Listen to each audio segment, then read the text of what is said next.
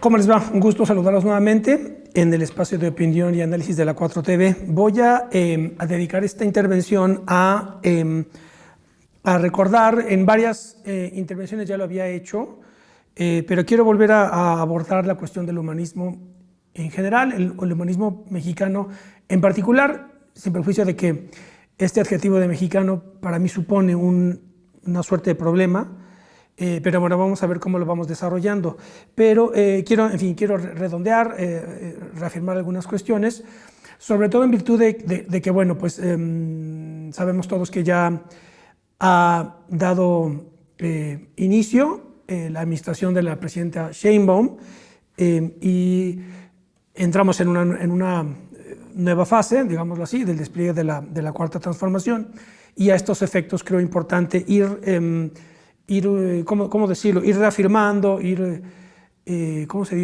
reafirmando, recapitulando algunas cuestiones importantes que hemos venido desarrollando en otras intervenciones de cara a todo lo que está por venir. Además, recordemos que en las conferencias mañaneras del pueblo, me parece que es como le han llamado, ya se ha indicado que de hecho habrá un día dedicado al humanismo mexicano y a la historia. Si no recuerdo mal, me parece que es el martes, eso es lo que ha anunciado la presidenta. Y entonces eso es lo que sabemos hasta el día de hoy. Entonces, para estos efectos, con el ánimo de contribuir a la discusión de los componentes ideológicos tanto de la cuarta transformación como del propio obradorismo, de lo que también ya hablé en su momento, pues bueno, vamos a hacer esta recapitulación. Entonces, bien, esta cuestión del humanismo yo creo primero que es un planteamiento sumamente interesante hecho por el presidente López Obrador, creo que hace 2 años, si no recuerdo mal, en uno de sus informes o uno de sus discursos que dio en la plaza pública por ahí de noviembre, no me acuerdo si de 2022, creo que de 2022, él ahí planteó que la dirección de todo tendrá que encaminarse hacia el humanismo en general y el humanismo mexicano en particular. Esto tiene muchas implicaciones filosófico-políticas y de historia de las ideologías, porque yo creo que, como hemos señalado, hay un componente nacionalista, es decir, se apela al nacionalismo como un elemento fundamental que va amarrando las 3 transformaciones previas y sigue presente como variable independiente, yo lo diría, de todas las grandes transformaciones. Todas las grandes transformaciones, incluidas la cuarta, son transformaciones nacionalistas, tienen un componente nacional fundamental. Pero después, a partir de ahí, se abre la discusión sobre los complementos que debe de tener este nacionalismo. Hay una perspectiva cristiana del nacionalismo, una perspectiva socialista del nacionalismo, lo cual supone ya un problema inquietante históricamente, porque el nacionalismo con socialismo podría vincularse al nacionalsocialismo, ¿me explico? Hay una cuestión importante a discutir. Por ejemplo, hay una suerte de contradicción, digámoslo así, entre el nacionalismo y el comunismo, entendiendo el comunismo como un proyecto que, desde la perspectiva del materialismo histórico, del marxismo y del leninismo, o incluso del estalinismo, es decir, Marx, Lenin y Stalin, el comunismo era considerado como un sistema ideológico que desbordaba las naciones, en el entendido de que los trabajadores del mundo, dicho tal como está planteado en el manifiesto del Partido Comunista, pues los trabajadores del mundo no tenían nación, estaban simplemente hermanados en su enfrentamiento con el capital, ¿verdad? De ahí la frase final del manifiesto del Partido Comunista: proletarios del mundo, uníos. Esa es la cuestión. Como sabemos bien, sobre todo a partir de la Primera Guerra Mundial, a principios del siglo XX, ahí ese internacionalismo comunista o proletario o socialista incluso choca con la variable independiente que, según vengo explicando, determina la historia contemporánea, que es la variable del nacionalismo. Entonces ahí hay una cuestión interesante de discutir. Recordemos además que hay una relación ahí entre socialismo y comunismo, en el sentido de que el comunismo siempre fue planteado desde la perspectiva de Marx como un proyecto a futuro, como la meta final, digámoslo así, del proceso histórico. La fase transitoria era el socialismo, en el entendido de que el comunismo suponía la disolución del Estado. mientras que el socialismo supondría la existencia previa, la existencia todavía del Estado para ejecutar los procesos de transformación de cara a su disolución en la fase comunista, de suerte tal que el comunismo jamás ha existido. Esa es la cuestión. El comunismo es un objetivo histórico para los partidos y los movimientos que lo tengan como objetivo. Morena ni la Cuarta Transformación lo tienen como objetivo. Por eso siempre se dio la circunstancia de que existían partidos comunistas, realmente existentes, como se dice, pero nunca existieron sociedades comunistas. Existía, por ejemplo, el caso paradigmático, el Partido Comunista de la Unión Soviética, pero la Unión era Unión de Repúblicas Socialistas Soviéticas, no era Unión de Repúblicas Comunistas Soviéticas, porque el comunismo, ya digo, era la fase final. Lo mismo ocurre con China, ¿verdad? Es el Partido Comunista Chino, pero su modelo actualmente se conoce como socialismo, con características chinas. Entonces ahí hay una discusión también muy interesante dentro de las coordenadas del materialismo histórico, del marxismo, etc. El socialismo es una fase transitoria hacia el comunismo, por tanto el comunismo nunca ha existido. Cuestiones muy interesantes que nos sitúan ya en la perspectiva de la filosofía de la historia. Ahora bien, a la hora de quererle dar un componente ideológico y un objetivo histórico estratégico fundamental, creo yo no he hablado con él ni he estado cerca de su entorno, me refiero al presidente, a la hora de definir todas estas cuestiones. Pero claramente él, sabiendo que el comunismo no es el objetivo, ni mucho menos, que el socialismo tampoco lo es, o por lo menos no lo es, no está en ningún documento básico, ni en ningún discurso, ni nada.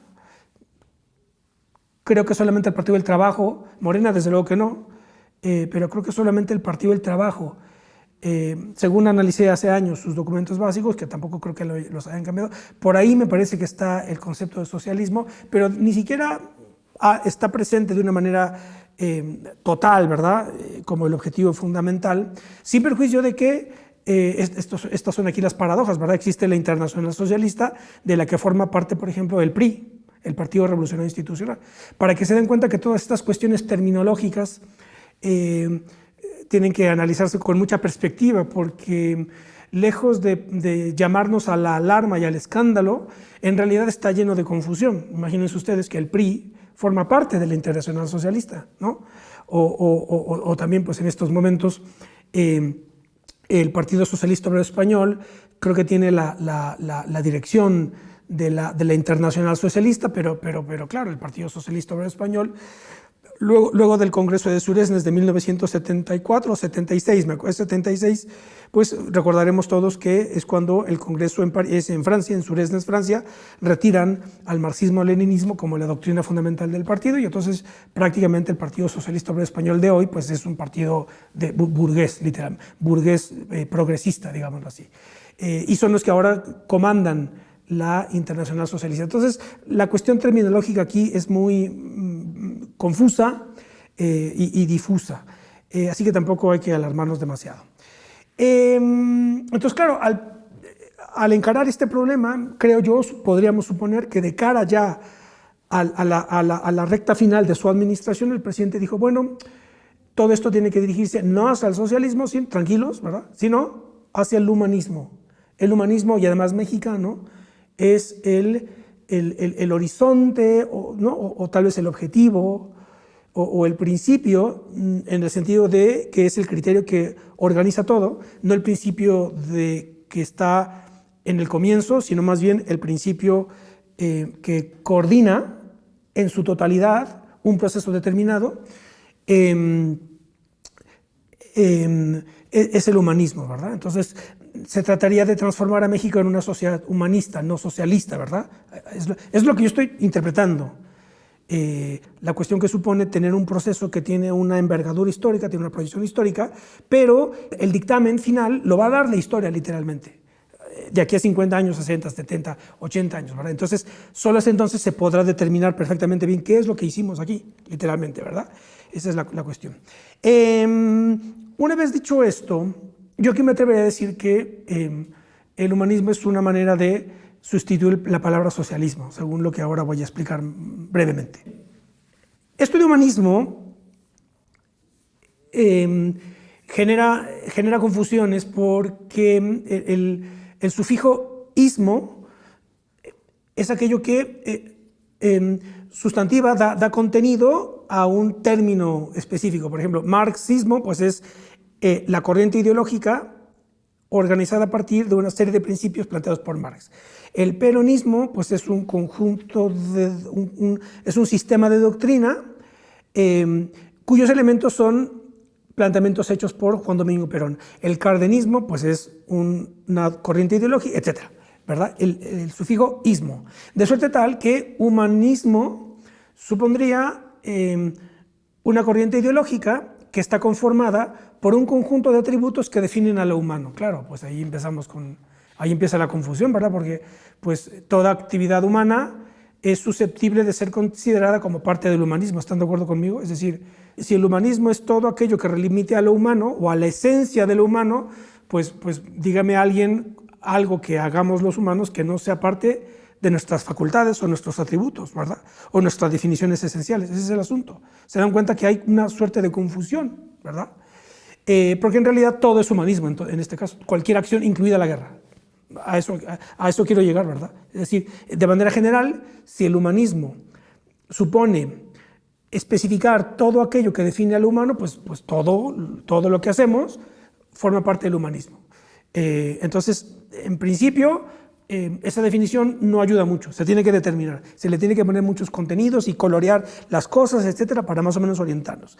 Por tanto, podríamos partir de la definición muy elemental, de partida, etcétera, según la cual el humanismo remite a la esencia de lo humano. Pero ahí ya les digo que la cuestión es tremenda, ¿verdad? Porque además, claro, la esencia del humano también depende del sistema de coordenadas en los cuales te sitúes. La esencia del humano según la biología, la esencia del humano según la medicina, la esencia del humano según la fisiología, la esencia del humano según la religión, etc. Entonces son distintas maneras de identificar aquello que hace que seamos humanos y no animales, ¿verdad? Ese es el asunto. ¿Qué nos distingue del resto de los materiales del espacio antropológico? Esa es la cuestión, ¿verdad? Es decir, la esencia, así como lo había dicho en su momento, cuando dije, ¿se acuerdan? Cuando dije, lo político es la esencia de la política, es decir, es aquello que distingue a las relaciones políticas de las relaciones religiosas o económicas o culturales, ¿verdad? Entonces, habíamos dicho que lo político, la esencia de la política, se explica en función de dos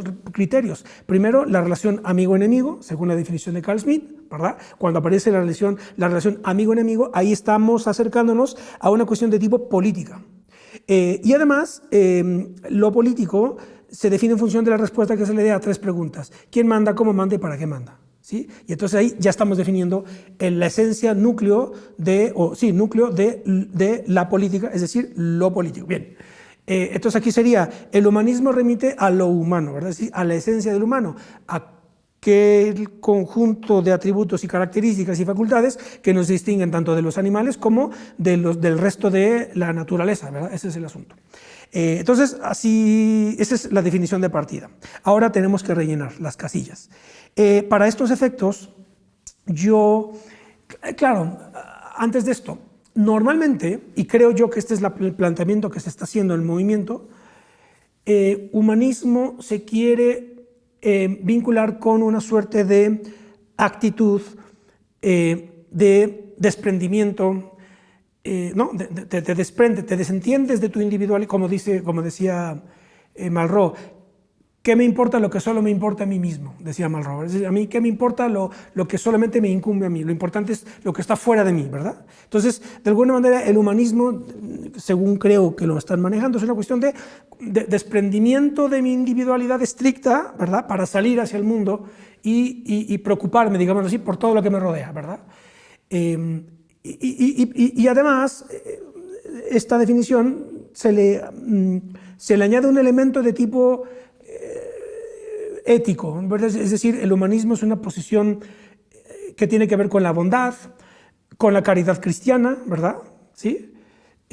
Con la compasión, con la simpatía, con la empatía, con el entendimiento, con la tolerancia, etcétera, ¿verdad? Es como el humanismo ético, digámoslo así. Es como de manera general se maneja.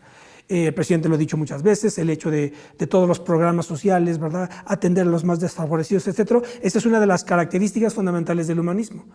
pero habría que definir si solamente esa definición agota el humanismo o hay más cuestiones. Mi tesis es que hay más cuestiones y son las siguientes. Habría que definir primero una primera bifurcación de escalas de implicación, ¿verdad? Para definir la esencia de lo humano. La primera escala es la que yo llamaría biológico-evolutiva. La segunda escala, la primera región, la región biológico-evolutiva, y la segunda región es la región que yo llamaría histórico, son varios términos, histórico, social, cultural, religioso. Una cosa es ¿cómo podremos decirlo? Una cosa es la primera región gira alrededor de Darwin, ¿no? ¿Sí? Y la otra, pues ahí está un problema, ¿verdad? La otra gira alrededor de varias cuestiones, de Carlos Marx, pero también de Malthus y de la religión, ¿verdad? Las cuestiones religiosas. Claro, Marx planteaba que la historia funciona a partir de la lucha de clases, Malthus planteaba que la historia se mueve a partir de la contradicción entre las capacidades de producción de alimentos de una sociedad y el crecimiento demográfico, ¿no? Malthus decía, el problema es la demografía, es la cuestión fundamental. Y esas incompatibilidades es lo que va generando los grandes procesos de transformación, revolucionarios, etc. Entonces, en la primera región, la región biológico-evolutiva, la esencia de lo humano se define a partir del concepto de hominización o antropogénesis, que es lo que, que es lo que estudia la paleontología, la prehistoria, la propia biología, la biología evolutiva y todas sus derivaciones, ¿verdad? Hay psicología evolutiva, etc. Es decir, en lo humano, desde un punto de vista biológico-evolutivo, se define, no, esto es lo que ya digo, esto se conoce como proceso de hominización o antropogénesis, es decir, cómo fuimos evolucionando, ¿verdad?, del hombre del Neandertal al Homo sapiens, ¿verdad?, literalmente, incluso mucho más atrás, ¿no? Es meternos con todas las teorías darwinistas y de Mendel, por lo demás, ¿verdad? Mendel y Darwin, ¿sí?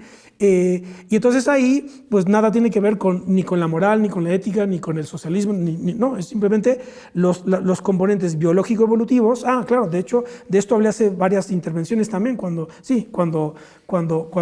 comentaba este curso que tuvimos con Leonardo Orlando, cuando planteaba las incompatibilidades que aparecen en el momento de querer comparar las determinaciones biológico-evolutivas de nuestra conducta, enfrentadas o que chocan con las determinaciones cultural, ideológico y políticas, ¿verdad? Hay constantes biológicas que nos definen como macho y como hembra, etc. Bien, es lo que planteé hace varias intervenciones aquí. Entonces, desde esta perspectiva biológico-evolutiva, hay algo que define a lo humano, esa es la cuestión.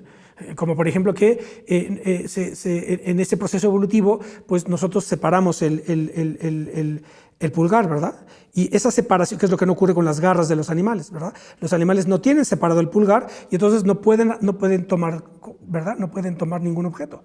Nosotros en ese proceso evolutivo separamos el pulgar y podemos ya tomar, y eso ya supuso eso fue un salto revolucionario evolutivo que permitió que lo que terminó siendo el hombre hizo que creáramos instrumentos para arar la tierra o para matar animales, etc. Lanzas, ¿verdad? Hachas, martillos, ¿verdad? Eso bien. Por eso dicen todos los que están en esta perspectiva de los estudios de la evolución, la paleontología, la biología, etc., cuando dicen, ante la pregunta planteada por otro lado desde la perspectiva religiosa o filosófico-existencial, ¿por qué estamos aquí, verdad? Muchos dicen, claro, las preguntas trascendentales del hombre, ¿por qué estamos aquí? Dicen los darwinistas, estamos aquí porque evolucionamos, punto. Somos parte de un proceso evolutivo y por eso estamos aquí, ¿verdad? Bien, digamos, la hominización o antropogénesis es el tránsito del simio al hombre. Bien. Y entonces ahí ese proceso está vinculado, ya digo, con la hominización y se determina como clave esencial por la dominación mediante la técnica y la tecnología de los materiales que rodean al hombre. Esa es la cuestión. Lo que nos define desde un punto de vista biológico evolutivo como por ejemplo haber separado al pulgar de nuestra mano, a diferencia de las garras de los animales, es la capacidad que este proceso nos dio para dominar a lo que nos rodea. Esa es la cuestión. ¿Cómo se domina lo que nos rodea? Pues con los instrumentos, con las máquinas, con los armamentos, con las lanzas, con todos los instrumentos con los que nosotros vivimos en nuestra vida cotidiana. Lo único que nosotros hacemos es dominar, ¿verdad? Meter en una pauta que nosotros definimos, el hombre define las pautas del proceso productivo, natural, etcétera, ¿verdad? Claro, los grandes conflictos es cuando pues, no se puede controlar un terremoto o cuando un maremoto, ¿verdad? O un tsunami, pues ese es un fenómeno de la naturaleza que todavía el hombre pues, no somos necesariamente de dominarlos, ¿verdad? Estamos en esa batalla, ¿verdad? Bien. Desde esta perspectiva biológico-evolutiva se desprende lo que yo denominaría el humanismo tecnológico. Es la cuestión. El humanismo tecnológico es la facultad humana para desarrollar técnicas y tecnologías para dominar. Literalmente, esto es muy importante, el concepto de dominación, porque después hay muchas perspectivas ideológicas, ¿verdad?, que están planteando, no hay que dominar, la dominación del hombre por el hombre es lo que nos tiene fastidiados, y hay que frenar la dominación, como si la dominación fuera la máxima condena del hombre, cuando en realidad desde una perspectiva biológico-evolutiva es lo que define al hombre. Dominar, domesticar, por ejemplo, la domesticación de los animales. Una mascota, por ejemplo, una mascota que está totalmente domesticada, ahí está la dominación del hombre frente al animal, literalmente. Como en su momento también planteé que la tauromaquia, los toros, es un ejemplo extraordinario del humanismo tecnológico, como, y además lleno de epicidad, ¿verdad? Como un hombre se enfrenta a un animal de media tonelada, ¿verdad?, que lo puede, ¿no?, levantar y tirar, ¿verdad? Si lo pesca, lo destroza, ¿verdad? Y entonces, como ahí, a través de la tecnología, el capote, las herramientas, las espadas, etcétera, esa tecnología es lo que permite dominar al animal, ¿verdad? Literalmente.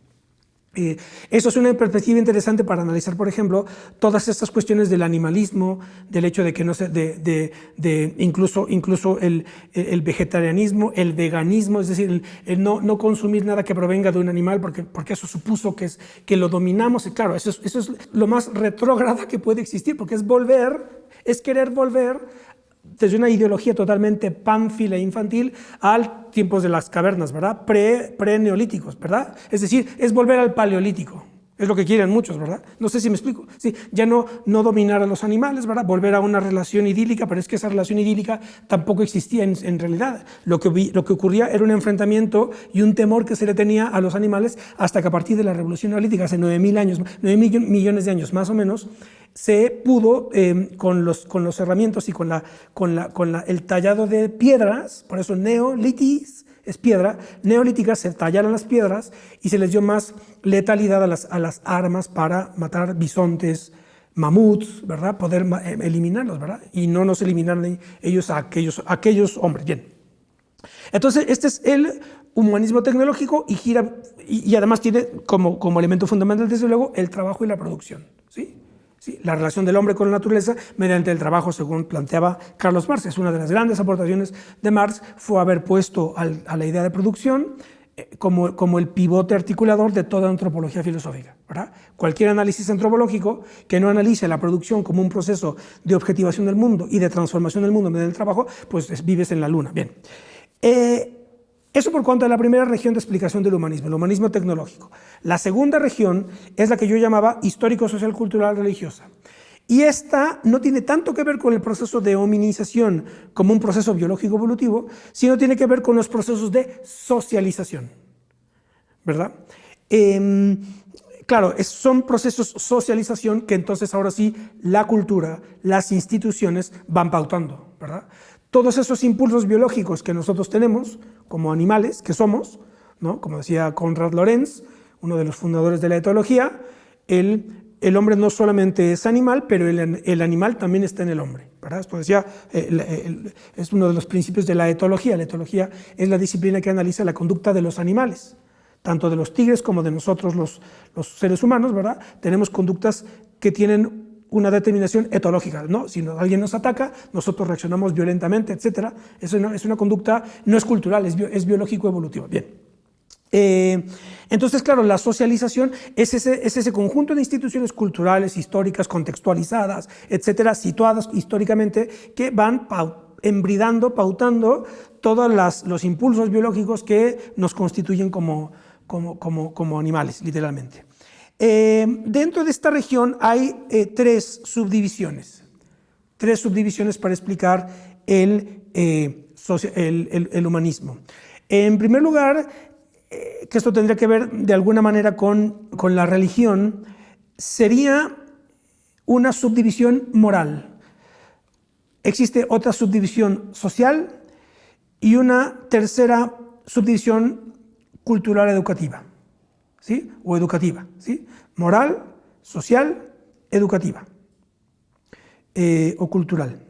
En la subdivisión moral es cuando aparece el humanismo, que desde mi punto de vista está asociado o que desde mi punto de vista es la definición que está abriéndose paso como definición del humanismo mexicano según se le quiere interpretar desde la perspectiva de la Cuarta Transformación, que es aquel humanismo que tiene que ver con la compasión, la bondad, la caridad, el desprendimiento de nosotros para atender a los demás. Ahí aparece, desde nuestra perspectiva, no estamos en Pakistán o en Irán, y claramente la perspectiva más acabada de este humanismo es el humanismo cristiano, ¿sí? Es decir, la perspectiva religiosa.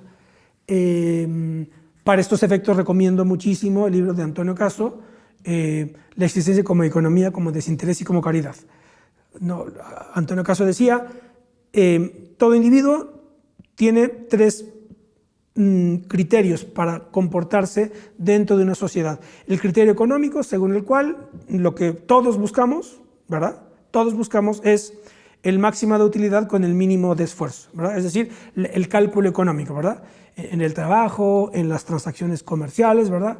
Si esta taza de café me la venden más barata en otro lado, etc. En fin, la racionalidad económica que aquí nadie puede negar, ¿verdad? Es decir, nadie que le digan te vamos a subir el sueldo, nadie va a decir no me lo subas, etc. No.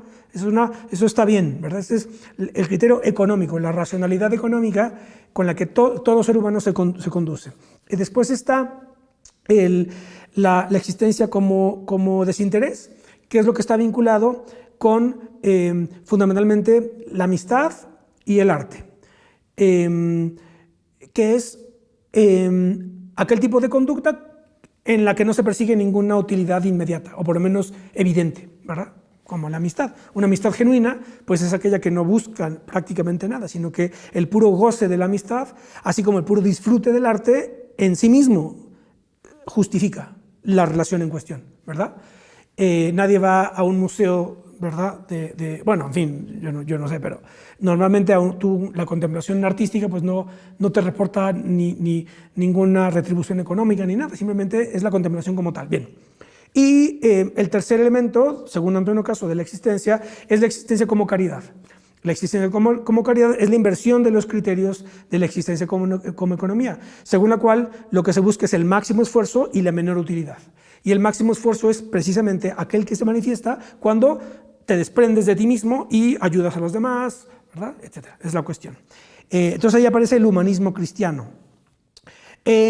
Por otro lado, desde la perspectiva social, supone, y aquí es donde aparece el concepto de socialismo, la perspectiva socialista, genéricamente, supone la negación del individualismo o la oposición al individualismo, es decir, el individualismo entendido como un solipsismo, el solicismo, es decir, mi existencia se determina por mí mismo, yo mismo desde mi autonomía determino las leyes que van a pautar mi conducta, y prácticamente yo soy la causa de mí mismo, ¿no? Ese sería el individualismo filosófico, metafísico por completo, extremo, ¿verdad? Yo soy la causa de mí mismo, yo autónomamente defino las leyes que pautarán mi conducta, y claro, pues esta es la metafísica.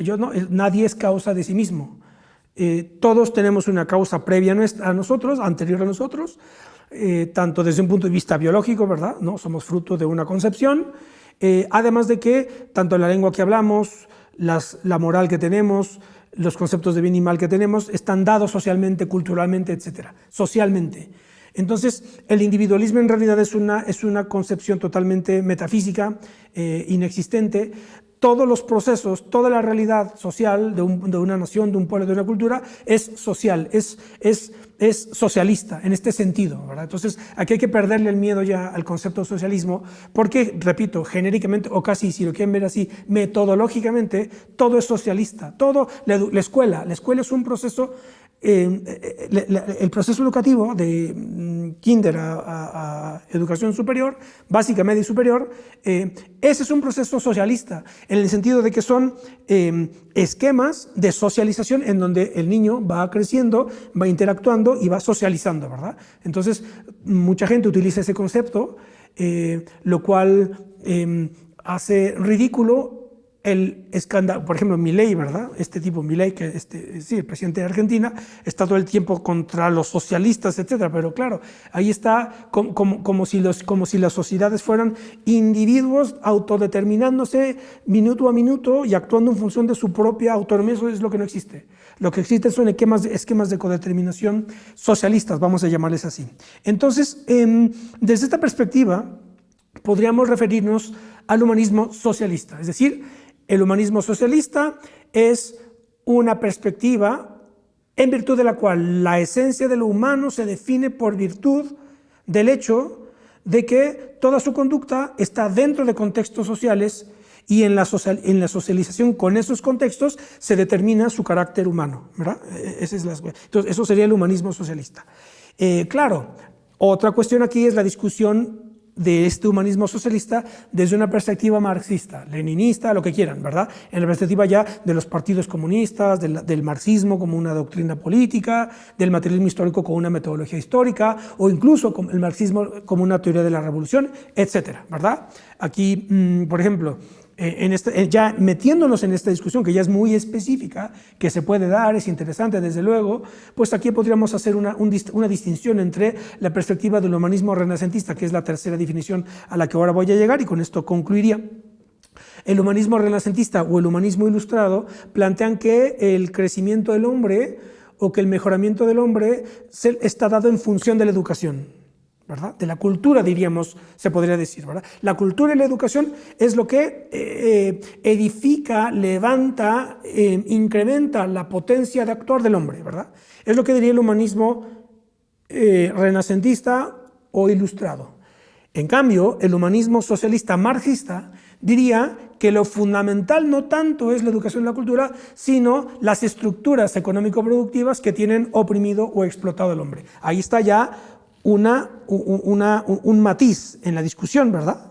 Ese es el asunto. Partiendo de que toda relación es social, toda relación es socialista, toda vida de una nación son distintos procesos de socialización en la escuela, en el trabajo, en la iglesia, en la casa cultural, en los estadios, todos son procesos de socialización. Eso está bien. Si lo quieres ver desde la perspectiva marxista, entonces ya lo que se señala es que dentro de esos procesos de socialización hay estructuras productivas que se van moviendo a lo largo de la historia y que, si las ves desde la perspectiva de la lucha de clases, supone entonces la necesidad de modificar esas estructuras, etcétera, mediante un proceso revolucionario, lo que ustedes quieran. Ahí ya está toda la discusión dentro del materialismo histórico que se puede dar y es muy interesante que se dé. Y la tercera subdivisión de esta segunda región, acuérdense, la región biológico-evolutiva, humanismo tecnológico vinculado con la humanización. Estamos en la otra región, social, cultural y religiosa, en donde hay tres subdivisiones: humanismo moral, que sería el humanismo cristiano desde la perspectiva nuestra, el humanismo, la perspectiva social, de donde se desprendería el humanismo socialista como la negación del individualismo, porque el individualismo no sirve para explicar nada, y la tercera definición sería, o subdivisión sería, la cultural educativa, que es aquella en la que aparece el concepto de humanismo vinculado con un periodo histórico determinado, según fue interpretado desde, por ejemplo, principalmente Jacob Burckhardt, que fue un filósofo, un historiador, filósofo filósofo contemporáneo de Nietzsche, de origen suizo, pero que escribió todo sobre en alemán. Jacob Burckhardt es un escritor fundamental y él tiene un libro clásico que se llama La cultura del Renacimiento en Italia.